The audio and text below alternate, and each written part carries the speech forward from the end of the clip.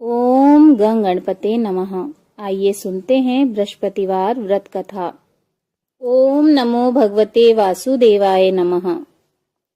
भारतवर्ष में एक प्रतापी और दानी राजा राज्य करता था। वह नित्य गरीबों और ब्राह्मणों की सहायता करता था। यह बात उसकी रानी को अच्छी नहीं लगती थी। वह न तो गरीबों को दान देती, न ही भगवान का पूजन करती थी और राजा को भी दान देने से मना किया करती थी। एक दिन राजा शिकार खेलने वन को गए हुए थे तो रानी महल में अकेली थी। उसी समय बृहस्पति देव साधु वेश में राजा के महल में भिक्षा लेने के लिए गए और भिक्षा मांगी।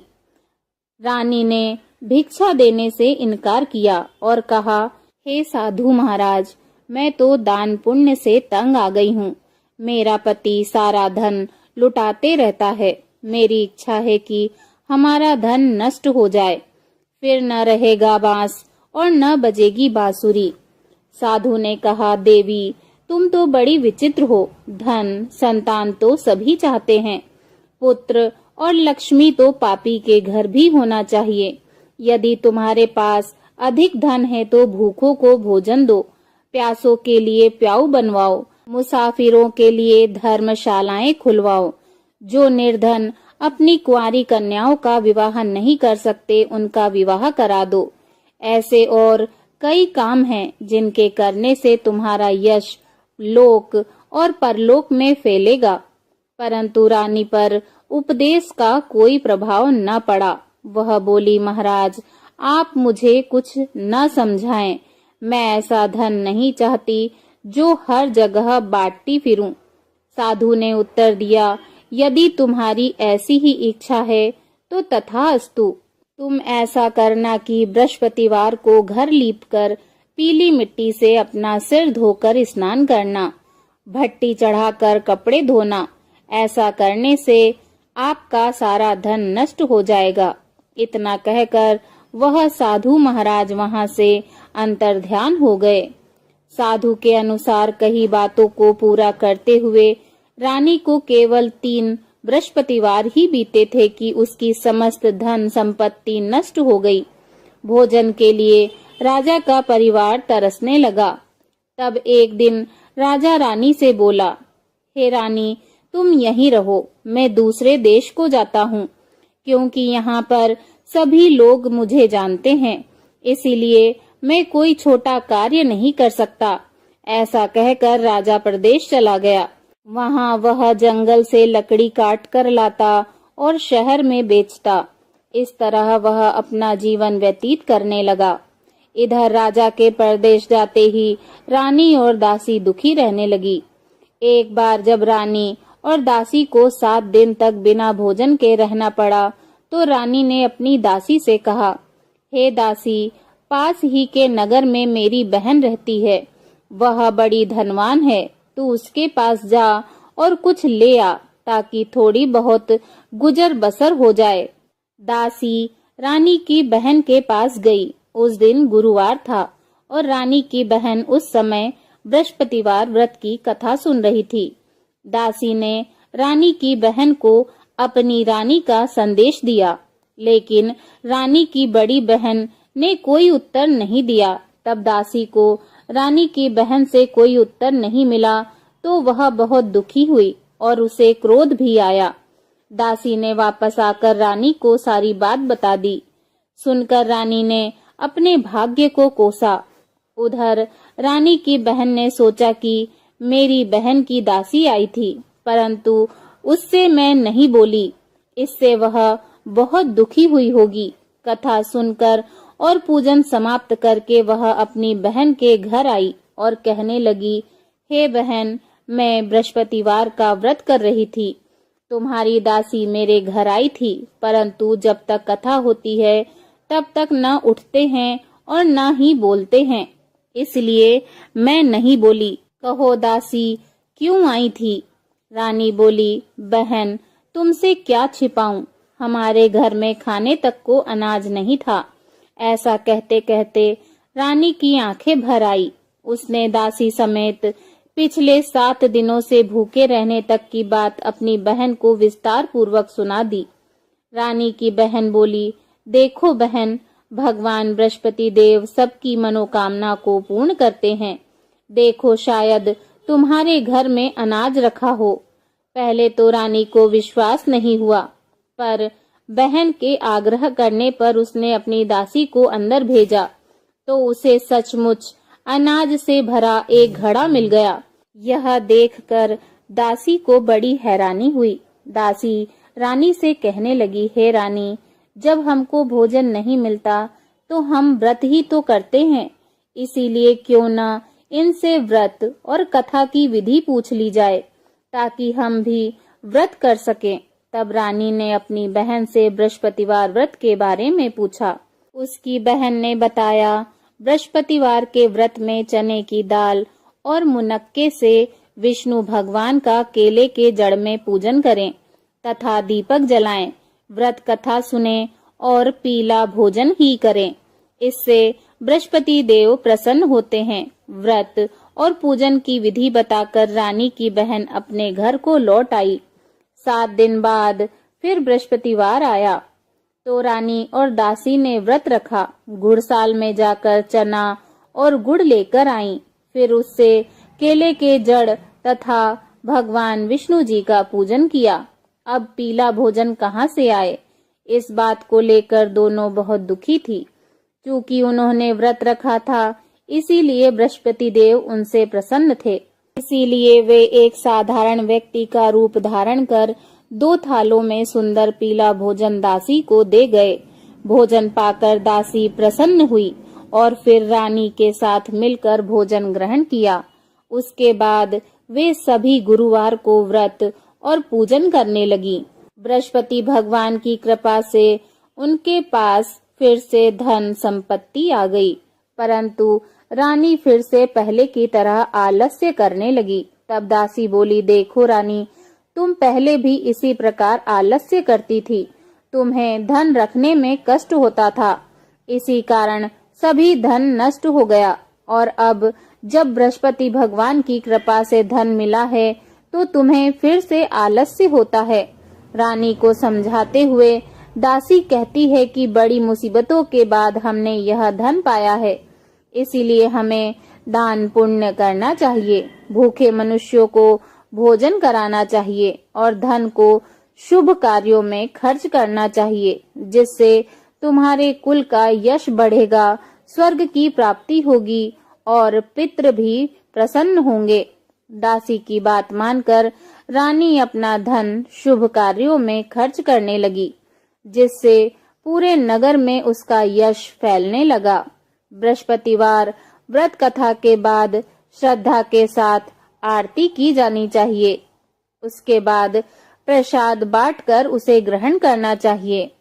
एक दिन राजा दुखी होकर जंगल में एक पेड़ के नीचे आसन जमाकर बैठ गया। वह अपनी दशा को याद करके व्याकुल होने लगा।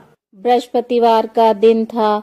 एकाएक उसने देखा कि निर्जन वन में एक साधु प्रकट हुए। वह साधु वेश में स्वयं बृहस्पति देवता थे। लकड़हारे के सामने आकर बोले, हे लकड़हारे, तू इस सुनसान जंगल में चिंता मग्न क्यों बैठा है?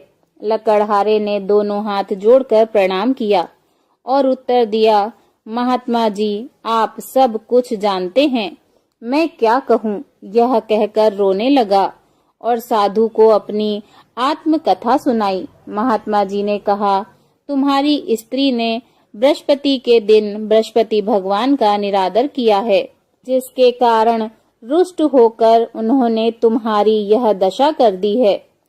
अब तुम चिंता को दूर करके मेरे कहने पर चलो तो तुम्हारे सब कष्ट दूर हो जाएंगे और भगवान पहले से भी अधिक संपत्ति देंगे।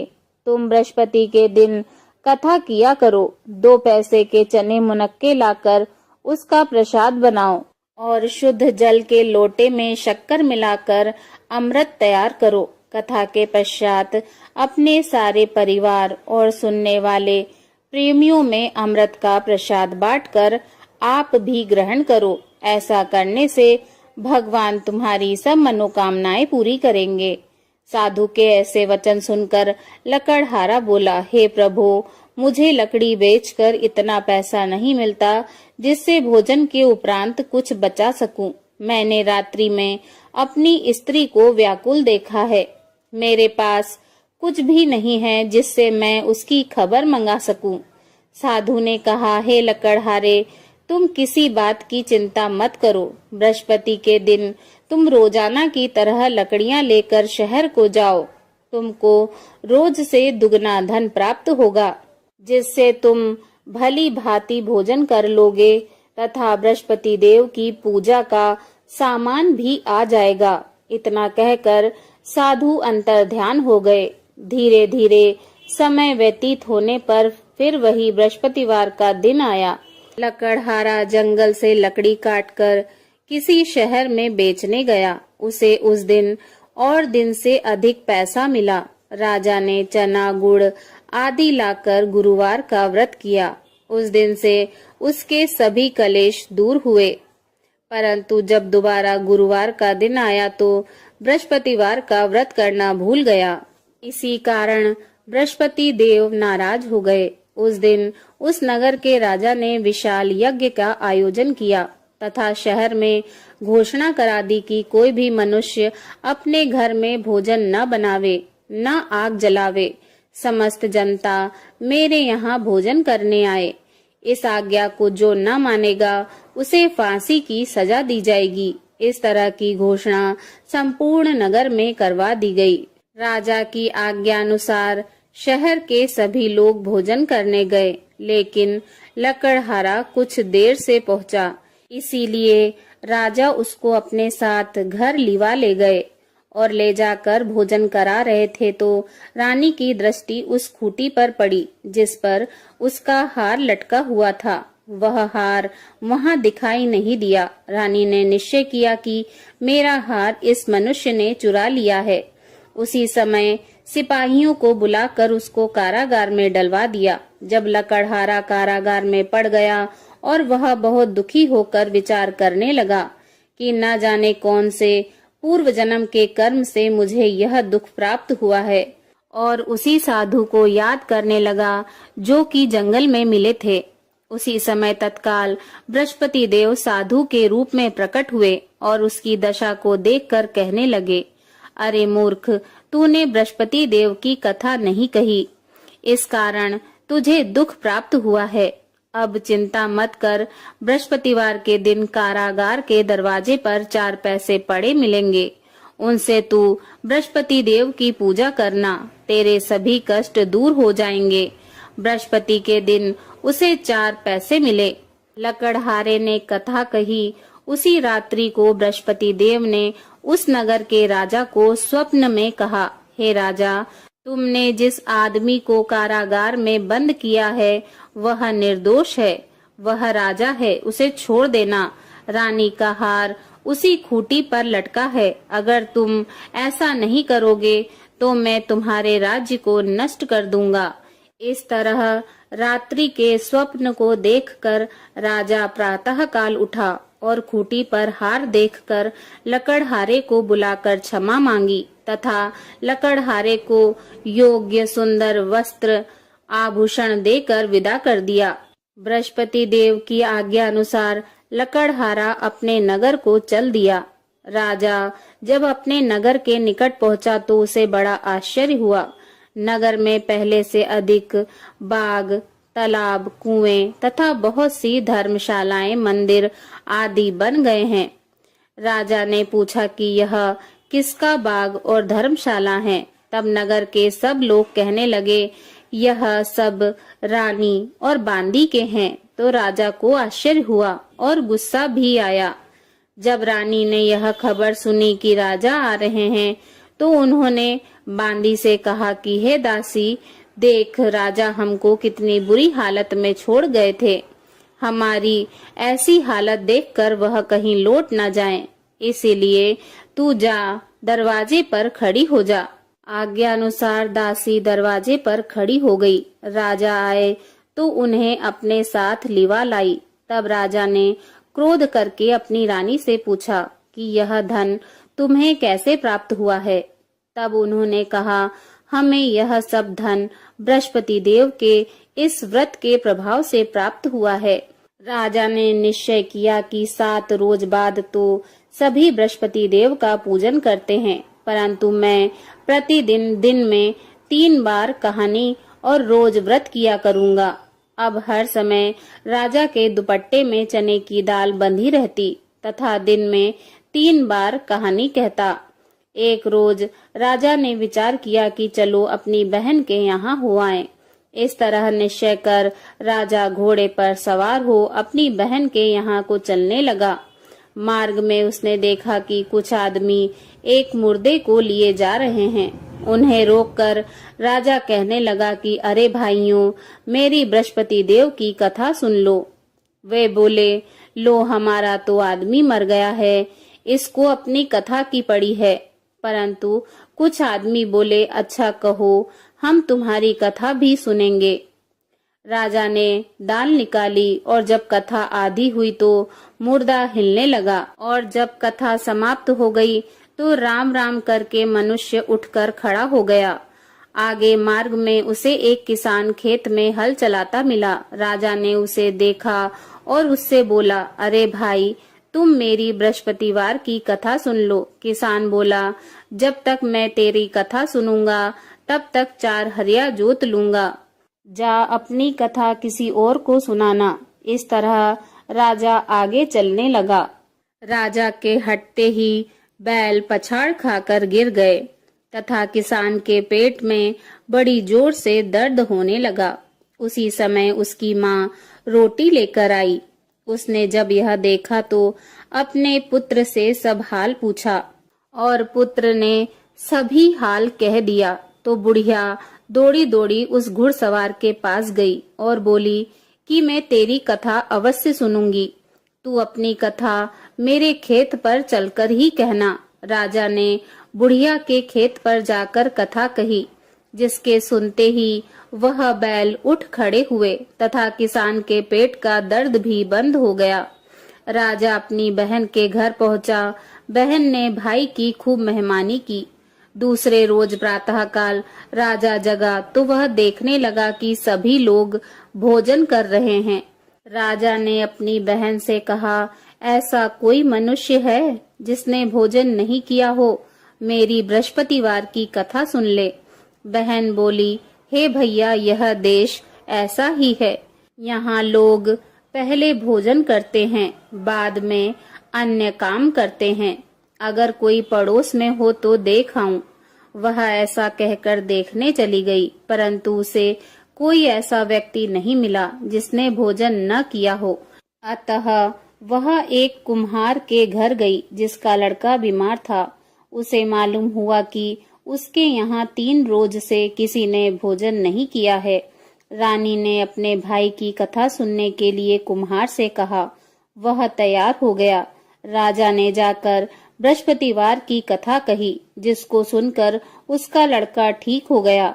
अब तो राजा की प्रशंसा होने लगी। एक रोज राजा ने अपनी बहन से कहा कि हे बहन, हम अपने घर को जाएंगे, तुम भी तैयार हो जाओ।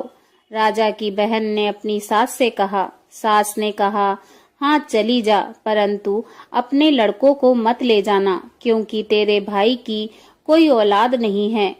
बहन ने अपने भाई से कहा, हे भैया, मैं तो चलूंगी पर कोई बालक नहीं जाएगा। राजा बोला, जब कोई बालक नहीं चलेगा तब तुम ही क्या करोगी? बड़े दुखी मन से राजा अपने नगर को लौट आया। राजा ने अपनी रानी से कहा, हम निर्वंशी राजा हैं, हमारा मुंह देखने का धर्म नहीं है और कुछ भोजन आदि नहीं किया। रानी बोली, हे प्रभु, बृहस्पति देव ने हमको सब कुछ दिया है, वह हमें औलाद अवश्य देंगे। उसी रात को बृहस्पति देव ने राजा से स्वप्न में कहा, हे राजा, उठ और सभी सोच को त्याग दे, तेरी रानी गर्भ से है। राजा को यह बात सुनकर बड़ी खुशी हुई। 9वें महीने में उसके गर्भ से एक सुंदर पुत्र पैदा हुआ। तब राजा बोला, हे रानी, स्त्री बिना भोजन के रह सकती है, पर बिना कहे नहीं रह सकती। जब मेरी बहन आए तो तुम उसे कुछ मत कहना। रानी ने सुनकर हाँ कह दिया। जब राजा की बहन ने यह शुभ समाचार सुना तो वह बहुत खुश हुई तथा बधाई लेकर अपने भाई के यहाँ आई। तभी रानी ने कहा, घोड़ा चढ़कर तो नहीं आई, गधा चढ़ी आई। राजा की बहन बोली, भाभी, मैं इस प्रकार से न कहती तो तुम्हें औलाद कैसे मिलती। बृहस्पति देव ऐसे ही हैं, जैसे जिसके मन की कामना होती है सभी को पूर्ण करते हैं। जो सद्भावना पूर्वक बृहस्पतिवार का व्रत करता है एवं कथा पढ़ता है अथवा सुनता है और दूसरों को सुनाता है, बृहस्पति देव उसकी सभी मनोकामनाएं पूर्ण करते हैं। भगवान बृहस्पति देव उसकी सदैव रक्षा करते हैं। संसार में जो मनुष्य सद्भावना से भगवान जी का पूजन व्रत सच्चे हृदय से करते हैं तो उनकी सभी मनोकामनाएं पूर्ण करते हैं। जैसी सच्ची भावना से रानी और राजा ने उनकी कथा का गुणगान किया तो उनकी सभी इच्छाएं बृहस्पति देव जी ने पूर्ण की थी। इसीलिए पूर्ण कथा सुनने के बाद प्रसाद लेकर जाना चाहिए। हृदय से उनका मनन करते हुए जयकारा बोलना चाहिए। बोलो बृहस्पति देव भगवान की जय। श्री हरि भगवान विष्णु जी की जय। बृहस्पति देव जी की दूसरी कथा। प्राचीन काल में एक ब्राह्मण रहता था। वह बहुत निर्धन था। उसके कोई संतान नहीं थी। उसकी स्त्री बहुत ही मलिनता के साथ रहती थी। वह न तो स्नान करती थी और न ही किसी देवता का पूजन करती थी। इससे ब्राह्मण देवता बड़े दुखी थे। बेचारे बहुत कुछ कहते थे किंतु उसका कुछ परिणाम न निकला।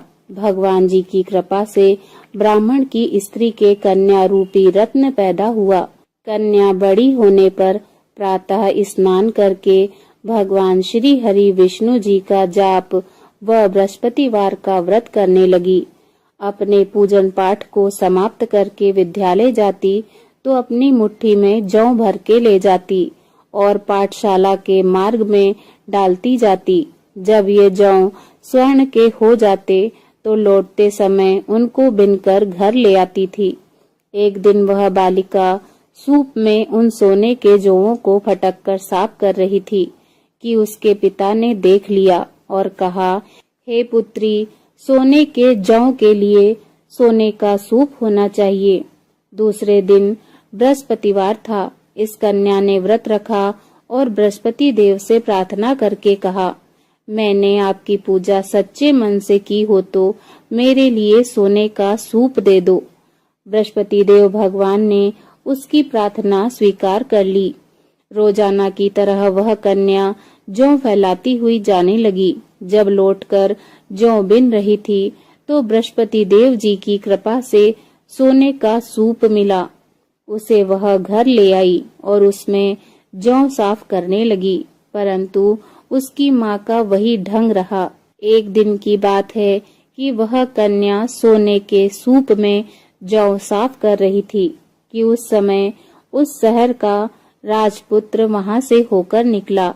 इस कन्या के रूप और कार्य को देखकर मोहित हो गया तथा अपने घर आकर भोजन तथा जल त्याग कर उदास होकर लेट गया। राजा को इस बात का पता लगा तो अपने प्रधानमंत्री के साथ उसके पास गए और बोले, हे पुत्र, तुम्हें किस बात का कष्ट है? किसी ने अपमान किया है अथवा और कारण हो सो कहो। मैं वही कार्य करूंगा जिससे तुम्हें प्रसन्नता हो। अपने पिता की राजकुमार ने बातें सुनी तो वह बोला, मुझे आपकी कृपा से किसी बात का दुख नहीं है। किसी ने मेरा अपमान नहीं किया है, परंतु मैं उस लड़की से विवाह करना चाहता हूँ जो सोने के सूप में जौ साफ कर रही थी। यह सुनकर राजा आश्चर्य में पड़ गया और बोला, हे पुत्र, इस तरह की कन्या का पता तुम ही लगाओ। मैं उसके साथ तुम्हारा विवाह अवश्य कर दूंगा। राजकुमार ने उस लड़की के घर का पता बतलाया।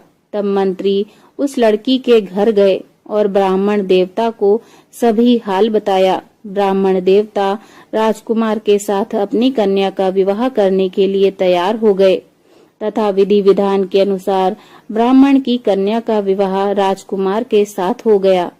कन्या के घर से जाते ही पहली की भांति उस ब्राह्मण देवता के घर में गरीबी का निवास हो गया।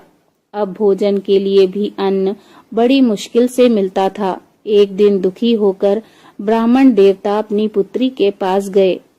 पुत्री ने पिता की दुखी अवस्था को देखा और अपनी माँ का हाल पूछा। तब ब्राह्मण देवता ने सभी हाल कह सुनाया। कन्या ने बहुत सा धन देकर अपने पिता को विदा कर दिया। इस तरह ब्राह्मण का कुछ समय सुखपूर्वक व्यतीत हुआ। कुछ दिन बाद फिर वही हाल हो गया। ब्राह्मण फिर अपनी कन्या के यहाँ गया और सारा हाल कहा तो लड़की बोली, हे पिताजी, आप माताजी को यहाँ ले आओ। मैं उन्हें विधि बता दूंगी जिससे गरीबी दूर हो जाएगी। वह ब्राह्मण देवता अपनी स्त्री को साथ लेकर पहुँचे तो अपनी माँ को वह समझाने लगी, हे माँ, तुम प्रातःकाल प्रथम स्नान आदि करके भगवान श्री हरि विष्णु जी का पूजन करो तो सब दरिद्रता दूर हो जाएगी। परंतु उसकी माँ ने एक भी बात नहीं मानी और प्रातःकाल उठकर अपनी पुत्री के बच्चों की जूठन को खा लिया।